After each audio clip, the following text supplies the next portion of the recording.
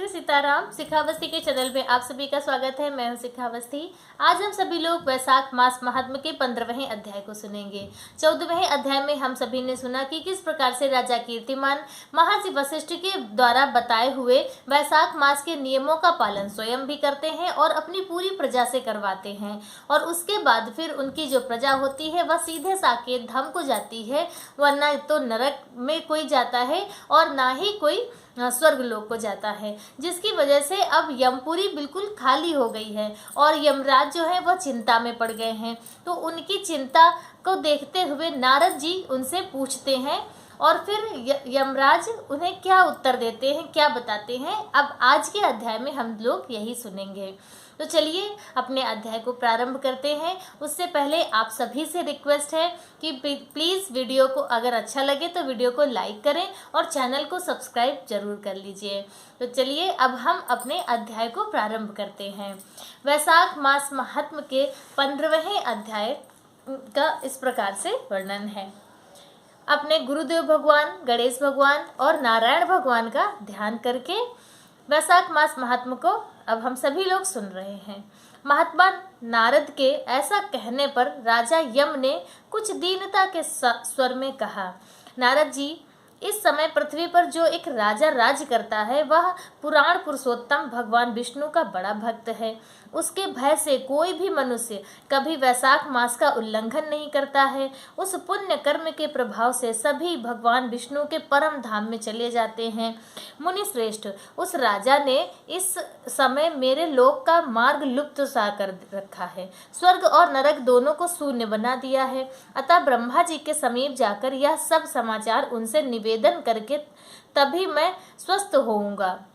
ऐसा निश्चय करके यमराज ब्रह्मा जी के लोक में गए और वहां बैठे हुए उन ब्रह्मा जी का दर्शन किया जिनका आश्रय ध्रुव है, जो इस जगत के बीज तथा सब लोकों के पितामह हैं और समस्त लोकपाल, दिक्पाल तथा देवता जिनकी उपासना करते हैं। ब्रह्मा जी ने यमराज को देखा और यमराज ब्रह्मा जी के आगे पृथ्वी पर गिर पड़े। फिर यमराज ने कहा, कमलासन, काम में लगाया हुआ जो पुरुष स्वामी की आज्ञा का ठीक ठीक पालन नहीं करता और उसका धन लेकर भोगता है वह काठ का कीड़ा होता है। जो बुद्धिमान मनुष्य लोभवश स्वामी के धन का उपभोग करता है वह 300 कल्पों तक योनि रूप नरक में जाता है। जो कार्य में नियुक्त हुआ पुरुष कार्य करने में समर्थ होकर भी अपने घर में ही बैठा रहता है, वह बिलाव होता है। देव, मैं आपकी आज्ञा से धर्म पूर्वक प्रजा का शासन करता आ रहा हूँ।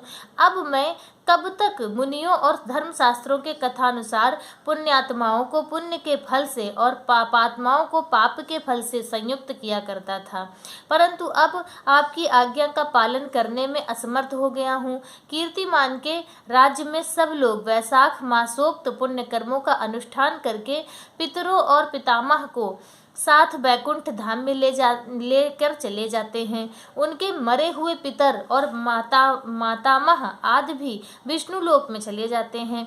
इतना ही नहीं, पत्नी के पिता, ससुर आदि भी मेरे लेख को मिटाकर विष्णु लोक में चले जाते हैं। देव, बड़े बड़े यज्ञों द्वारा भी मनुष्य वैसी गति नहीं पाता जैसी वैशाख मास में मिल रही है।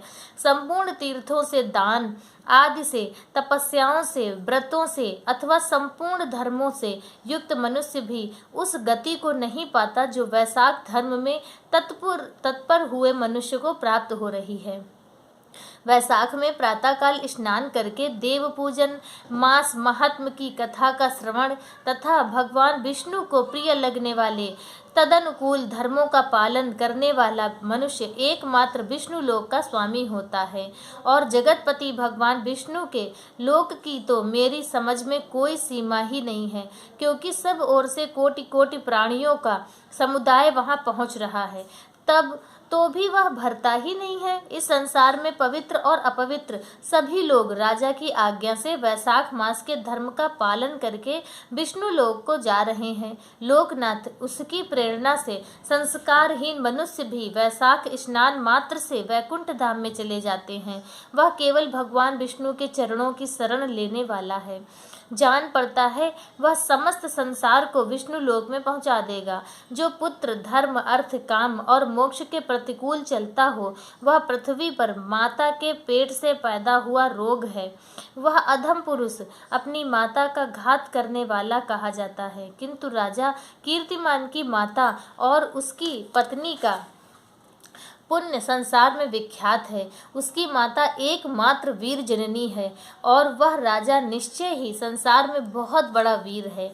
जिस प्रकार कीर्तिमान मेरी लिपि को मिटाने में उद्यत हुआ है, ऐसा उद्योग पुराणों में और किसी का नहीं सुना हो गया। भगवान विष्णु की भक्ति में तत्पर हुए राजा कीर्तिमान के सिवा दूसरे ऐसे किसी को मैं नहीं जानता जो डंका बजाकर घोषणा करते हुए लोगों को ऐसी प्रेरणा देता हो और मेरे लोक के मार्ग को विलुप्त करने की चेष्टा करता रहा हो। तो इस प्रकार से 15वां अध्याय संपूर्ण हुआ। बोलो विष्णु भगवान की जय। बोलो वैशाख मास महात्म की जय। तो आप सभी ने सुना कि इस वैशाख के महीने का कितना ज़्यादा महिमा है, कितने ज़्यादा पुण्यों की प्राप्ति होती है।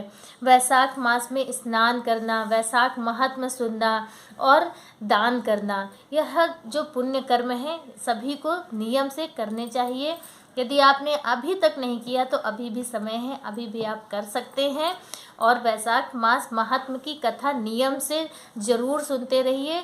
बहुत फलदायिनी यह कथा है, बहुत पवित्र कथा है। तो आज का वीडियो बस इतना ही। वीडियो अगर अच्छा लगा हो तो लाइक ज़रूर करें, कमेंट में श्री सीताराम या ओम नमो नारायण ज़रूर लिखें। आगे की कथा आगे के अध्यायों में सुनेंगे। तब तक के लिए श्री सीताराम।